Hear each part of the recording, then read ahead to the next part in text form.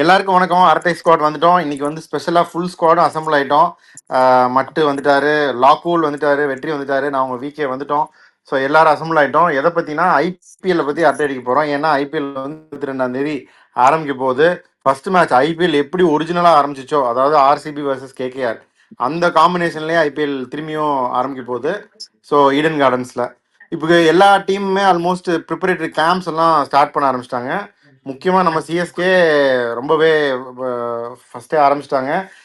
தலை தோனியும் வந்துட்டார். 2 நாள் ஆச்சு வந்து. நேற்று ஃபஸ்ட்டு ப்ராக்டிஸ் செஷனும் பண்ணிட்டாங்க. இந்த வாட்டி கொஞ்சம் வித்தியாசமாக பண்ணுறாங்க சிஎஸ்கே.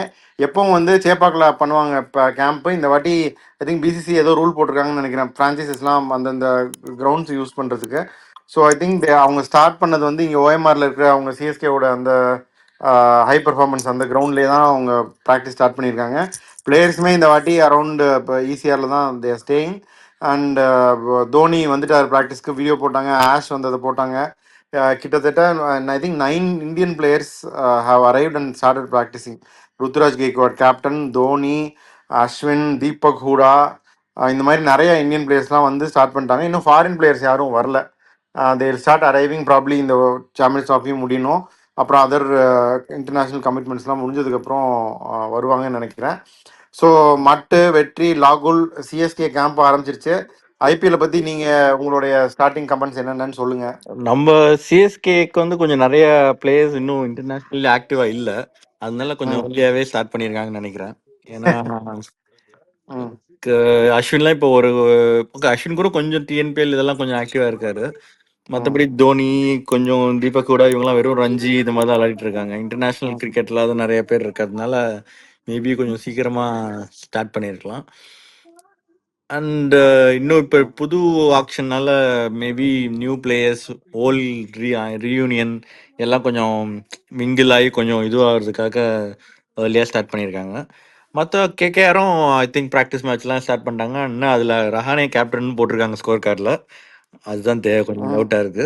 ஸோ வெங்கடேஷ் ஐயர் டீம்ல இருக்கும்போது நானும் பார்த்தேன் இந்த ஸ்கோர் கார்டை. வெங்கடேஷ் ஐயர் இருக்கும்போதே ரஹானே கேப்டனா போட்டிருக்காங்களே, ரஹானே கேப்டனா இருப்பாரா இந்த சீரீஸ்க்கு, இல்ல வெங்கி ஐயர் தானே? எனக்கு என்னமோ என்னதான் ரஹானே இந்த பிராக்டிஸ் மேட்ச் கேப்டனா போட்டாலும் வெங்கி ஐயர் தான் லீட் பண்ணுவாரோன்னு தோணுது. நீங்களா என்ன நினைக்கிறீங்க?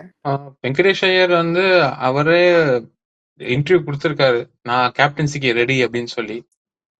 எவ்வளவு பணம் கொடுத்து எடுத்திருக்காங்க, இவ்வளவு கான்பிடண்டா நான் ரெடி அப்படின்னு சொல்றப்ப மேபி அவருக்கு ஒரு ஆப்ஷன் மோஸ்ட்லி கொடுப்பாங்கன்னு தான் தோணுது. ஏன்னா இவ்வளவு கான்பிடண்டா ஒருத்தர் சொல்றாருன்னா ஏதாவது பேக்கிங் இல்லாம சொல்லுவாரா என்ன? ஒரு நல்ல but Rahane experience player, good choice. Mumbai lead பண்ணிருக்காரு, ஸோ அதுவும் ஒரு ஆப்ஷன் இருக்கு. பட் ஆனா கோயிங் ஃபோர்த் ஃபார் லாங் டேர்ம்னா மோஸ்ட்லி வெங்கடேஷ் ஐயரோட தான் போவாங்கன்னு தோணுது. ஆமா, லாக்குல் நீங்க என்ன நினைக்கிறீங்க? ரஹானே வந்து பாரத கவாஸ்கர் டிராஃபி இந்தியாவுக்கு அடிச்சு கொடுத்தாரு ஆஸ்திரேலியால வச்சு. எக்ஸ்பீரியன்ஸ் கேப்டன், மும்பை நிறைய லீட் பண்ணியிருக்காரு வெற்றி சொன்ன மாதிரி. அந்த ரஹானே தான் லீட் பண்ணணுமா இல்ல நான் வந்து வெற்றி சொன்ன மாதிரி தான் போறேன். என்னதான் ரஹானே கொடுத்தாலும் கடைசியா லாங் டேர்ம் வெங்கடேஷ் ஐயர் தான் இருப்பாருன்னு நினைக்கிறேன். வெங்கடேஷ் ஐயர் தான் அப்படின்னு நீங்க நினைக்கிறீங்களா? இல்ல, மெயினா என்னன்னா ரஹானே கேப்டனா இல்லைன்னா 12ல எல்லா மேட்சும் ஷுவரா விளையாடுவாரா? இப்போ ரீசெண்டா நல்லா விளையாடினாரு T20 மும்பைக்கு, அதெல்லாம் okay. There is a chance அவர் வெளியே உட்கார்ற அளவுக்கு சான்ஸ் இருக்கு. ஆமா, ரஹானே இல்லாட்டி அங்கிஷ் ரகுவன்சி ஒருத்தர் தான். நான் பிளேயிங் லோன் போட்டப்ப அப்படிதான் போட்டு வச்சிருக்கேன். அதான், அப்படி இருக்கும்போது அவர் கேப்டன்சியா அனௌன்ஸ் பண்றது வந்து ஆல்மோஸ்ட் நல்லதுலன்னு தான் தோணுது. அது அந்த அளவுக்கு இது வருமானு. மேபி 11ல இருந்து கூட ஹெல்ப் பண்றது அதெல்லாம் okay, but there is always a good chance அவர் வெளியே உட்கார்றதுக்கு.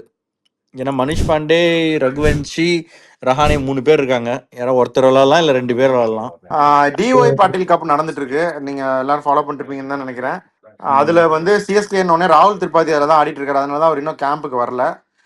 ராகுல் Tripathi first 2 match duck out. அதுல அடுத்த மேட்ச் 47 ரன் 22 பால்ல 2 1 டவுன் வந்தாரு. இதுதான் ராகுல் திரிபாதியோட பர்ஃபார்மன்ஸு. தீபக் சார் ஒரு 5 விக்கெட் எடுத்திருக்காரு ரிலையன்ஸ் டீமுக்கு. அதுக்கப்புறம் புவனேஸ்வர் குமார் ஆடி இருக்காரு, அவர் ரெட் டீமுக்கு ஆடுறாரு, அந்த டிஒய் பட்டேல் ரெட்டுங்கிற டீமுக்கு. அவரும் 4 ஓவர் போட்டு 32 ரன் 1 விக்கெட்டு. நிறைய பேர் ஆடிட்டு இருக்காங்க. மட்டும் நீங்க கொஞ்சம் அதை பத்தி சொல்லலாம், நீங்க ஃபாலோ பண்ணிட்டு இருக்கல. அதுல இன்ஜுரியில இருந்து தேஷ்பாண்டே வந்து ஃபர்ஸ்ட் விளையாடி இருக்காரு, 3 மேட்ச் விளையாடினாரு. ஐ திங்க் ஃபர்ஸ்ட் மேட்ச் கொஞ்சம் நல்லா சரியா போகல, 3 overs 42 நினைக்கிறேன். செகண்ட் மேட்ச் வந்து ஐ திங்க் 4 ஓவர்ஸ் 37 ஃபார் 2 விக்கெட்ஸோ சம்திங் எடுத்திருக்காரு. பட் அதான் அது பெர்ஃபார்மன்ஸோட ஜஸ்ட் இன்ஜுரியிலேருந்து வந்து 2 மேட்ச் விளையாடுனாருன்றது ஒரு இது இருக்கு, அவ்வளோதான். கூட சந்தீப் சர்மாவும் நல்லா தான் போட்டாப்புல. அவங்க 2 பேர் தான் I think Rajasthan based team நினைக்கிறேன். அதுக்கப்புறம் வேற யாரு? இவங்கெல்லாம் விளையாடுறாங்கல்ல, அந்த ஸ்ரீஜித்தும் ராபின் மின்ஸ். அவங்க எல்லாம் விளையாண்டாங்க. ஃபர்ஸ்ட் மேட்ச் மின்ஸ் ஓப்பனிங் இறங்கினார் 2 பேரும், ஸ்ரீஜித்தும். அதுக்கப்புறம் மின்ஸ் கொஞ்சம் நம்பர் 4 நம்பர் 5 விளையாண்டாருன்னு நினைக்கிறேன். அதிகம் அதுக்கப்புறம் அஸ்வினி குமார் அதை விட்டுட்டீங்களே. அஸ்வினி குமார் அவரும் நல்லா போட்டாரு. அந்த சத்யநாராயண ராஜு 2 பேரும் நல்லா தான் போட்டாங்க. பும்ராவும் இப்போ பவுலிங் போட ஆரம்பிச்சிட்டாரு. அப்படி பும்ரா இல்லைன்னா இவங்க 2 பேர்ல யாராச்சும் ஒருத்தர் கண்டிப்பா விளையாடுவாங்கன்றதுனால அவங்களை கொஞ்சம் இது பண்ணி பார்த்தோம். பட் பும்ரா இப்பதான் ஒரு வீடியோ போட்டிருக்காரு, ஒரு பவுலிங் நெட்ஸ்ல ஆரம்பிச்சிட்டாருன்னு. அதுக்குள்ள ஃபிட் ஆயிடுவாரான்னு தெரியல. Maybe couple of matches miss பண்ணலாம் அப்படின்னு நினைக்கிறேன். வெற்றி, நீங்க என்ன நினைக்கிறீங்க? ஏன்னா உங்களுக்கு நல்லாவே தெரியும் இந்த மாதிரி இன்ஜுரி இப்பதான் பவுலிங் போட ஆரம்பிக்கிறாங்க நெட்ஸ்லன்னா வந்துட முடியுமா இனிஷியலாவே? அது பேக் ஸ்பாசம்னு ஆரம்பிச்சு படுத்த படுக்கையா இருக்குன்னு சொல்லி அவரே சர்ப்ரைஸ் ஆகிற அளவுக்கு அவருக்கு அட்வைஸ் கொடுத்திருந்தாங்க படுத்த படுக்கையா இருக்குன்னு. ஆனா அந்த டைம்ல அவர் துபாயில ஷூட்டிங்ல இருந்தாரு. அதுக்கப்புறம் திருப்பி இந்த ஐசிசி ட்ரோஃபி போய் எல்லாம் வாங்கிட்டு அதுக்கப்புறம் வந்து இப்ப பவுலிங் ஆரம்பிச்சிருக்காரு. இப்போ பார்டர் கவாஸ்கர் ட்ரோஃபி அந்த இன்ஜுரி இதுல இருந்து இப்ப பாத்தீங்கன்னா ஆல்மோஸ்ட் கிட்டத்தட்ட 6 வீக்ஸ் மேல ஆச்சு. ஒரு இன்ஜுரினா ஒரு 6 வீக்ஸ் ரெஸ்ட், அதுக்கப்புறம் ரீஹேப் தான்.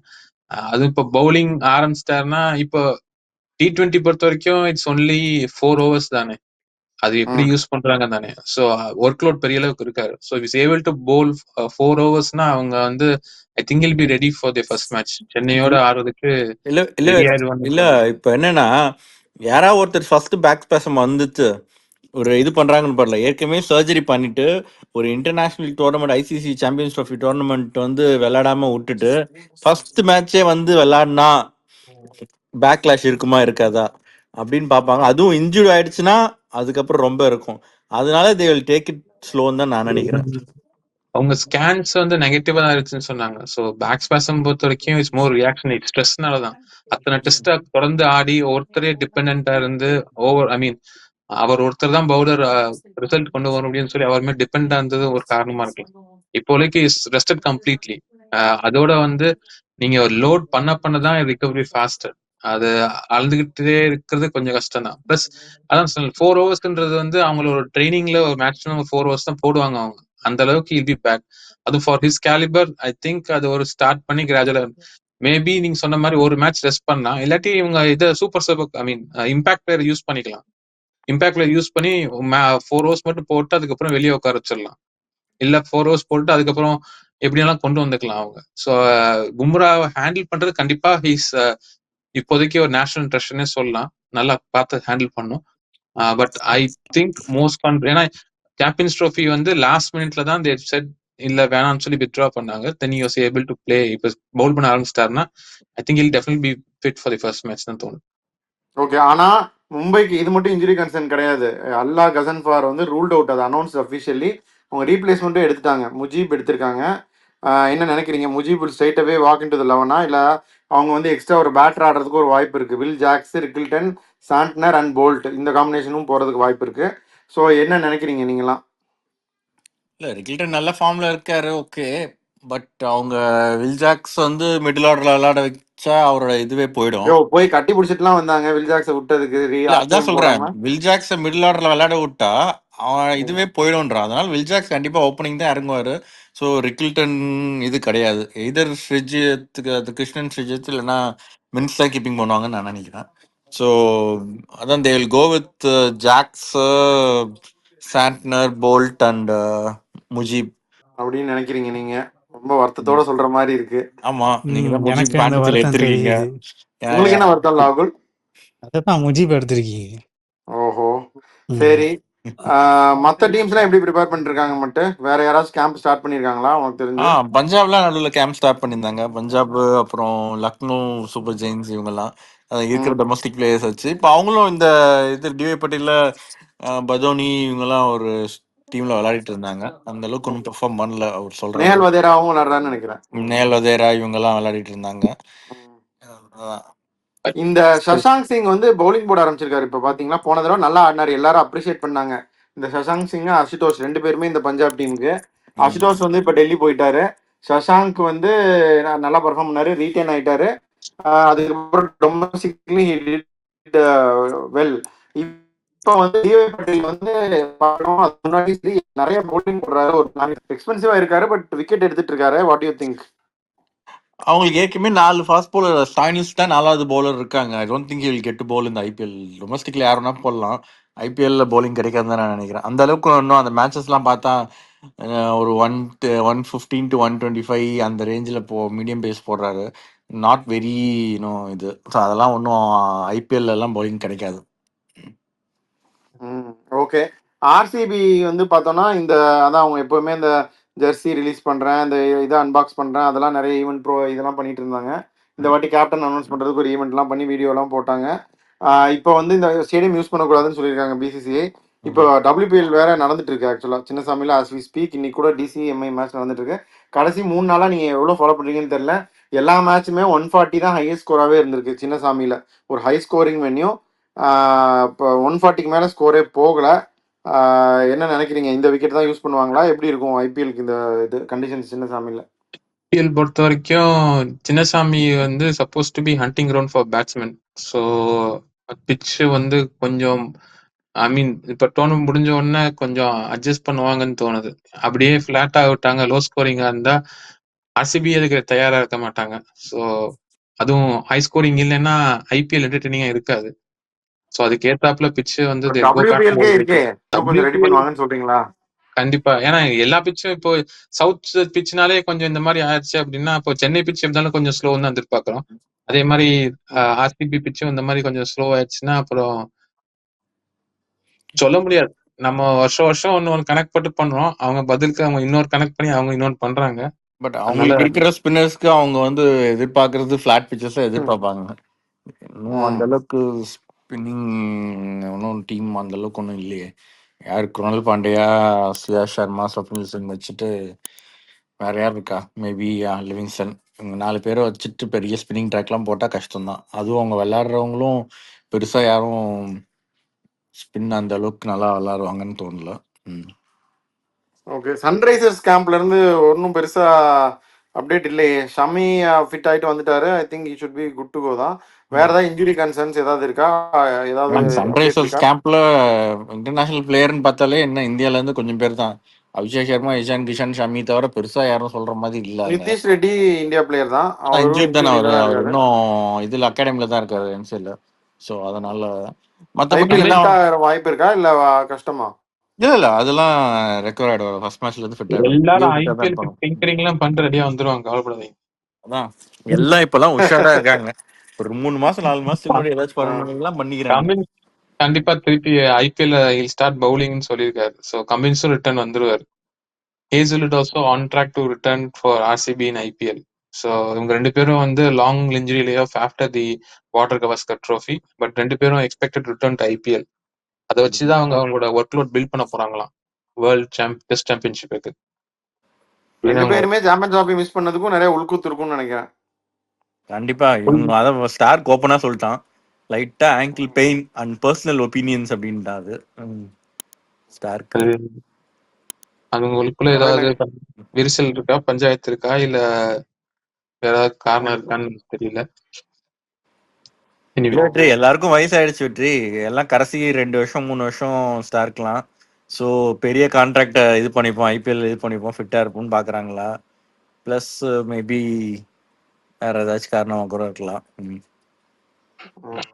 ஓகே. சாம்பியன்ஸ் டிராஃபியும் போயிட்டு இருக்கு. சரி, அதை பத்தி நம்ம தனியா பேசுவோம். இப்போ ஐபிஎல் வந்து இதுதான் அப்டேட்ஸ் நம்ம கிட்ட இருக்கிறது. ஒரு ரவுண்ட் அப் பார்த்துட்டோம் கிட்டத்தட்ட எல்லா டீம்லயுமே யார் யார் கேம்ப் இன்ஜுரிஸ் எல்லாமே. I think will come back as we get closer to the tournament. திருப்பி வந்து டீம் வைஸும் நம்ம பார்த்து நம்மளோட பிளேயிங் லெவன் எல்லாருமே சொல்லுவோம். And will see how every team will go. So this much to discuss today. வேற ஏதாவது உங்களுக்கு சொல்லணும்னு இருந்தா please share, and otherwise we can sign off.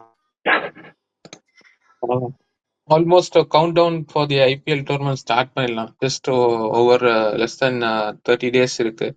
30 days கூட இல்லை, ஜஸ்ட் ஓவர் 25 days இருக்கு. சாரி 20 days இருக்கு. கவுண்ட் டவுன் ஸ்டார்ட் பண்ணிடலாம். அதனால எல்லா டீமும் அவங்க ப்ரிப்பரேஷனை தீவிரமா பண்ணிட்டு இருக்காங்க. போக இன்னும் நியூஸ் நிறைய வரும். இன்ஜுரிஸ் கடைசியில ஸ்குவாட் எப்படி நேரோ டவுன் பண்றாங்க, யார் விளையாட போறாங்கன்னு ஒரு யார் ஐடியா கிடைக்கும். ரீப்ளேஸ்மெண்ட். யார் ரீப்ளேஸ்மெண்ட்னு நம்ம ஒரு கணக்கு போடுவோம். கடைசியில பிளேயிங் டுவெல்னு அவங்க இன்னொரு கணக்கு போடுவாங்க. அதுவும் ஒரு ட்விஸ்ட் இருக்கு. அதை வெயிட் பண்ணி பார்ப்போம். இன்டர்நேஷனல் 11 வேற. இதுல வந்து ஒரு ஃபாரின் பிளேயர் ரீப்ளேஸ் பண்ணா கம்ப்ளீட்டா செட்டப்பே மாறலாம். ஸோ அதெல்லாம் கொஞ்சம் அப்போ இன்ஜுரி பொறுத்து தான் பார்க்கணும். லாக்குல் நீங்க ஏதாவது ஓகே, சொல்ல விரும்புறீங்களா? அவர் வெயிட் பண்ணிட்டு இருக்காரு, காத்திருக்காரு. காத்திருக்காரு. Anyway, okay, okay, thanks for listening to this episode from Marathi Squad. We'll be back with more videos, updates on the IPL as well. Thank you. Bye.